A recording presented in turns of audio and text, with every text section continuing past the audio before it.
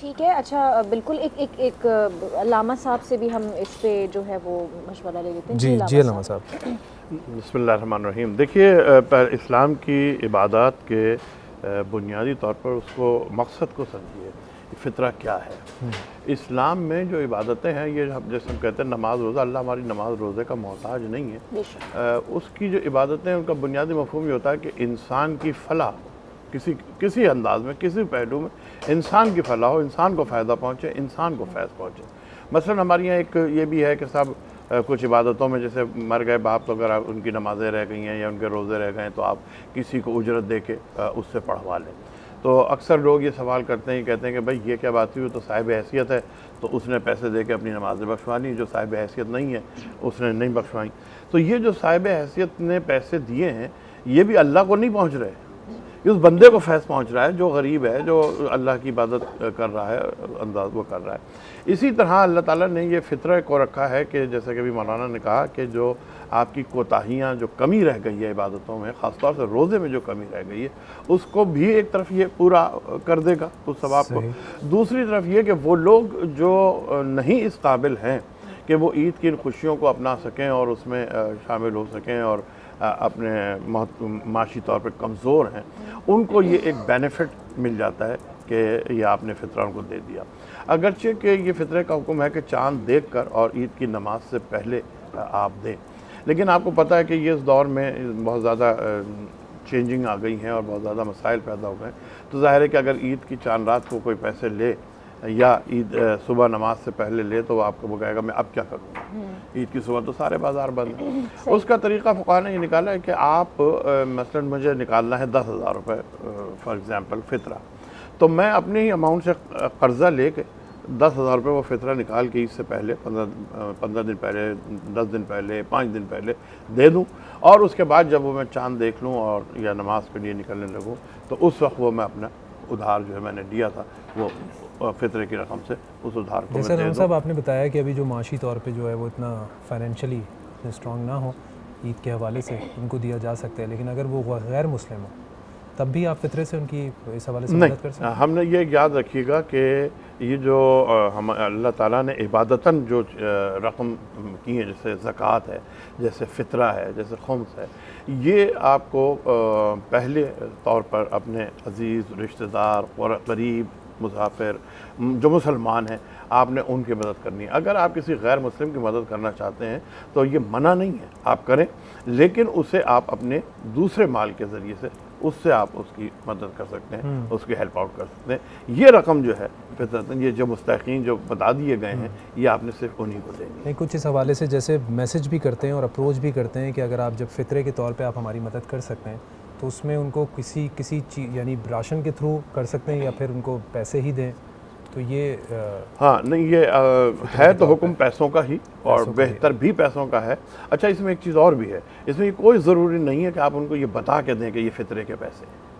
آپ 5 دن پہلے، 10 دن پہلے، 8 دن پہلے بھی دے دیں اور یہ کہہ دیں کہ صاحب یہ میں آپ کو دینا چاہتا ہوں، میں آپ کی ہیلپ کر رہا ہوں. اس میں کوئی ضروری نہیں ہے کہ آپ انہیں بتائیں کہ میں آپ کو زکوٰۃ دے رہا ہوں یا میں فطرہ آپ کو دے رہا ہوں، کیونکہ اس میں ایک تھوڑی سی سبکی سی آپ سمجھ لیں کہ محسوس ہوتی ہے کہ احساس کمتری سے محسوس ہے.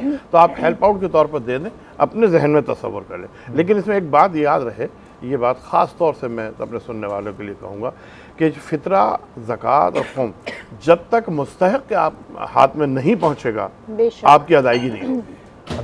ایک میں تھوڑا سا میں اس کو بات کر دوں پہلے، جب تک مستحق کے ہاتھ میں نہیں پہنچے گا اس وقت تک اس کی ادائیگی نہیں ہوگی. اب آپ نے کسی ادارے کو دے دیا، کسی کو دے دیا، اور اگر وہ ادارہ، مجھے نہیں پتا اچھے بھی ہوتے ہیں برے بھی ہوتے ہیں، کسی کو دے دیا کہ میں تم دے دینا یا کسی ادارے کو دے دیا، اگر اس ادارے سے مستحق تک نہیں پہنچ رہا تو پھر آپ کا حق ادا نہیں ہو رہا. اس لیے بہتر یہ ہے کہ آپ سب سے پہلے اپنے خاندان میں ان لوگوں کو دیکھیں کہ جن کو ضرورت ہے، عزیزوں میں، رشتہ داروں میں جو قریب ہیں آپ کے، اور وہ ہاتھ نہیں پھیلاتے، یہ مانگتے نہیں ہیں، سفید پوش ہیں.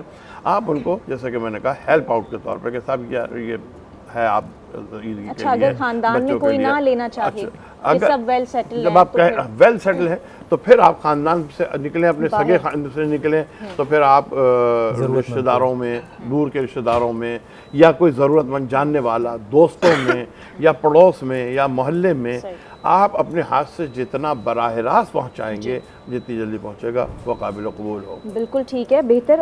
نور بھائی، اب بھی میرے پاس ایک جو ہے وہ سوال آیا ہے آپ کے لیے۔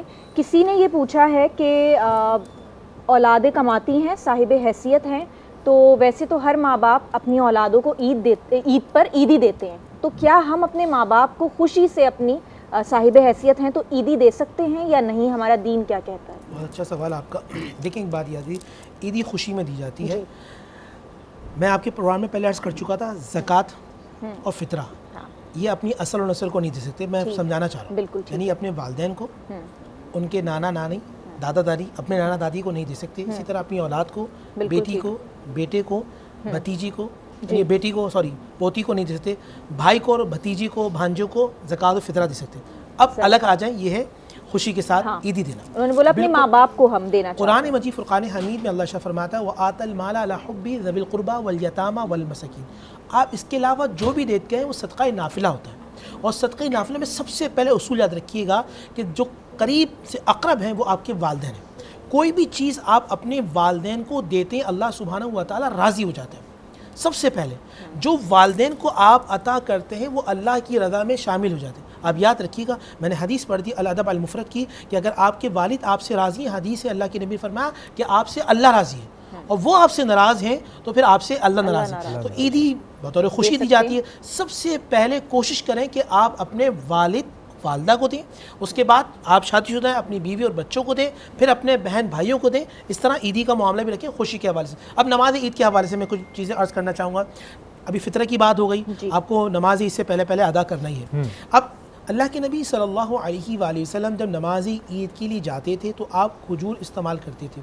اس طرح بھائی ہمارے شیخ جلال بھائی شیر خورمے کے حوالے سے بات کر رہے تھے، تو میٹھا کھانا اور میٹھا نماز عید سے پہلے میٹھا کھا کے جانا ہی رسول اللہ صلی اللہ علیہ وآلہ وسلم کی سنت جلیلہ ہے۔ نئے کپڑے ہیں یا اچھے کپڑے ہیں تو اچھے کپڑے پہن کے نماز عید میں جائیں۔ مسواک کیجئے، کیونکہ جو اللہ کے نبی صلی اللہ علیہ وسلم کی سنت کو ادا کرتا ہے مسواک کو کرتا ہے۔ حدیث میں اگر وہ عادی بن جائے اسے اس وقت تک موت نہیں آتی جب تک اس کا ایمان پر خاتمہ نہ ہو جائے، یعنی کلمہ طیبہ پہ اسے موت آتی ہے اور اللہ بھی اس سے راضی ہوتا ہے۔ عطر لگا کے جائیں، پرفیوم کر کے جائیں، خوشبو لگا کے جائیں، ایک راستے سے جائیں تکبیر پڑھتے ہوئے اور دوسرے راستے سے تکبیر پڑھتے ہوئے آئیں۔ معانقہ، الگ مطلب تھوڑا راستہ چینج کریں، اس کی وجہ ہے تاکہ لوگوں سے آپ کی ملاقات ہو جائے اور آپ اللہ اس کے رسول صلی اللہ علیہ وآلہ وسلم سے ملاقات کیجیے۔ یہاں میں اگر ایک بات بھی عرض کروں گا، معانقہ کہتے ہیں گلے ملنا۔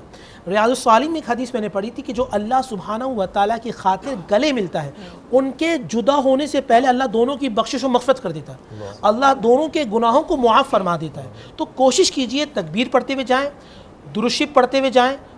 اچھا، جب گلے ملے تو 3 مرتبہ ملنا رسول اللہ صلی اللہ علیہ وسلم کی سنت ہے، اور اس میں درود شریف پڑھتے رہیں۔ اچھا، جب آپ درود پاک پڑھتے ہوئے معانقہ کریں گے، ایک تو اللہ آپ کے دلوں کی کدورت کو ختم کر دے گا، نفرت کو ختم کر دے گا، آپ میں اللہ سبحانہ و تعالیٰ الفت کو پیدا فرما دے گا، اور ہو سکتا ہے اگر کوئی شخص اللہ کا نیک بندہ ہے تو اس کے جو دل میں نور ہے آپ کے دل میں منتقل ہو جائے اور اللہ تعالیٰ آپ کے دل کو بھی نور سے منور فرما دے۔ تو یہ چھوٹی چھوٹی کوششیں یہ کیجئے، اپنے بچوں کو لے کے جائیں جمع سے، تاکہ ان کے اندر جو ہے وہ ایتھکس آئے، ان کے اندر مینرز آئیں، ان کے اندر اخلاقیات آئیں کہ اللہ اس کے رسول صلی اللہ علیہ وآلہ وسلم ہم سے کیا چاہتا ہے۔ ایک چھوٹی اور بات بھی کروں گا، جس طرح ہمارے علامہ صاحب نے بڑی پیاری بات کی کہ اگر آپ چاند رات کو اگلے سال کوشش کیجئے گا کہ بہتر تو فقہاء نے یہ لکھا ہے کہ چاند رات یا نماز اس سے پہلا، لیکن اگر آپ کسی غریب کی، کسی مستحق کی آپ اس سے پہلے کر دیتے ہیں تو یہ بھی کر سکتے ہیں، اور یہ اس میں کوئی قباحت نہیں ہے۔ لیکن آئندہ سے کوشش کیجئے گا کہ آپ جو اپنے مال کو اللہ کی راہ میں خرچ کریں گے، ایک واحد بینک اکاؤنٹ ایسا ہے کہ وہاں آپ کو ایک کے بدلے 2 نہیں ملتا، بلکہ ایک کے بدلے آپ کو اتنا ملتا ہے کہ آپ کا بینک اکاؤنٹ ختم ہو جاتا ہے۔ برکتیں، رحمتیں، عظمتیں، بیماریوں سے دوری، رحمت، یہ تمام چیزیں مل جاتی ہیں۔ تو کوشش کیجئے اللہ کی راہ میں نکالتے رہیں تاکہ آپ کی زندگی میں اللہ سکون عطا فرمائے۔ اور آپ یقین کریں یہ ایک بڑا اسٹرانگ بلیو ہے، مجھے لگتا ہے کہ جو لوگ عادی ہو گئے ہیں ان چیزوں کے، اللہ کی راہ میں نکالنے کی آپ اچھا نے یہاں ایک بات بات کی. کروں گا, بہت اچھی بات کی علامہ صاحب کی, مجھے بڑی اچھی جی, لگی. جی, جی. ہمارے یہاں لوگ نا جان چھڑاتے ہیں دینے میں. ہاں جی, اب ہاں جیسے جی. وہ فطرے کی بات ہو رہی تھی تو وہ نماز کے لیے جا رہے ہوتے ہیں تو وہ باہر جو ایک کاؤنٹر لگا ہوا ہوتا ہے تو وہاں پہ وہ بات پتہ کہ وہ وہی وہ بات بھی کر کہ رہا بس ہوں, ہماری سر میں ہم جان چھڑاتے ہیں. بھائی یہ پیسہ اکاؤنٹ میں ٹرانسفر کر دیا, فلاں این جی او کو دے دیا, فلاں این جی او کو دے دیا, فلاں این جی او کو دے دیا, وہ دسترخوان لگا رہے ہیں ان کو دے دیا, فلاں. دیکھیے اس وقت نا کوشش کیجئے اگلے مرتبہ آپ زکوٰۃ نکالیں نا, ایک بندے کو ڈھونڈیں اور اس کو اس کا ذریعہ معاش بنا دیں. ایک آدمی, آپ نے ایک دسترخوان لگا, ایک آدمی نے کھایا, اگر آپ نے اس کا روزگار لگا دیا, اگلے وہ 10 آدمیوں کو کھلانے والا بن جائے گا. کیا بات. تو اب یہ سوچ رکھیے, اپنی زکوٰۃ کو, اپنے فطرے کو کلیکٹ کیجئے اور ایک آدمی کا روزگار اور ڈھونڈ کے دیں. بالکل ہماری اس پہ ڈسکشن بھی چل رہی تھی اور بالکل آپ نے یہ ہماری کیا ہوتا ہے, ہم فلاں کو ٹرانسفر کر دیتے ہیں اور بیسیکلی اپنی جان چھڑاتے ہیں. اچھا ذرا وہ اپنا اور بڑی امپورٹنٹ نور بھائی, ہمارے پاس مجھے ٹائم تھوڑا سا مختصر ہے, بس ایک کوئک کوسچن ہے میرے دماغ میں, یہ بھی میں پوچھ لوں. نماز کے فوراً بعد آپ قبرستان جاتے ہیں تو اس میں جب قبر پہ آپ جاتے ہیں تو سب پھول لے کر اور کے گلاب اور یہ ساری چیزیں اور وہ خوشبو اور وغیرہ, تو وہ یہ سب بھی ٹھیک ہے؟ دیکھیں پہلی بات یہ ہماری اصل میں پتہ کیا ہوتا ہے, فتوے چلتے ہیں, مشین چلتی ہے کفر کی, شک شک ٹک ٹک ٹک, شرک شرک شرک شرک شرک, کفر کفر کفر. رسول اللہ صلی اللہ علیہ وسلم کی حدیث سے ثابت ہے, اللہ کے نبی صلی اللہ علیہ وسلم نے ٹہنی کو توڑ کر لگایا تھا. آپ کی بھی ایسی علامہ صاحب, ٹہنی کو کہا بھی ہے پروگرام, ابھی پروگرام میں کہا بھی, ماشاء اللہ دیکھیں نا, ٹہنی کو توڑ کر لگایا تھا. کیوں؟ آپ نے فرمایا تھا جب تک یہ تازہ رہے گی وہ اللہ کا ذکر کرتی رہے گی, جب تک ذکر کرتے رہے گی گناہوں میں اللہ تعالیٰ تخفیف فرماتا رہے گا, اور اگر نیک ہوگا تو اللہ تعالیٰ اس کے درجات کو بلند کر دے. ہمارے لوگوں کو پتہ ہی نہیں ہوتا, بس جو منہ میں آیا فیس بک پہ کہہ دیا کہ یہ حرام ہے, شرک ہے. اور میں آپ کو ایک بات اور بھی کر دوں گا, بڑا اچھا سوال کیا. اگر آپ وہاں جا کے سورہ یاسین پڑھتے ہیں تو ماں باپ جانے کے بعد بھی ایسی رحمت ہے, پڑھنے والے کی بخشش کروا دیتے ہیں. آپ اپنے والد کی قبر پہ گئے یا والدہ کی قبر پہ گئے, وہ دنیا سے جا چکے ہیں مگر آپ کی یہ رحمت ایسی ہے, آپ سورہ یاسین پڑھ رہے ہیں, آپ کے گناہ معاف ہو رہے ہیں, آپ کی مشکلات دور ہو رہی ہیں, اور اللہ تعالیٰ آپ کے بینک اکاؤنٹ میں جو وہاں ہے نیکیوں خزانہ ڈال رہا ہے. کیا بات. ایک چھوٹا سا بریک لیتے ہیں جی, دیکھتے رہیے باران رحمت.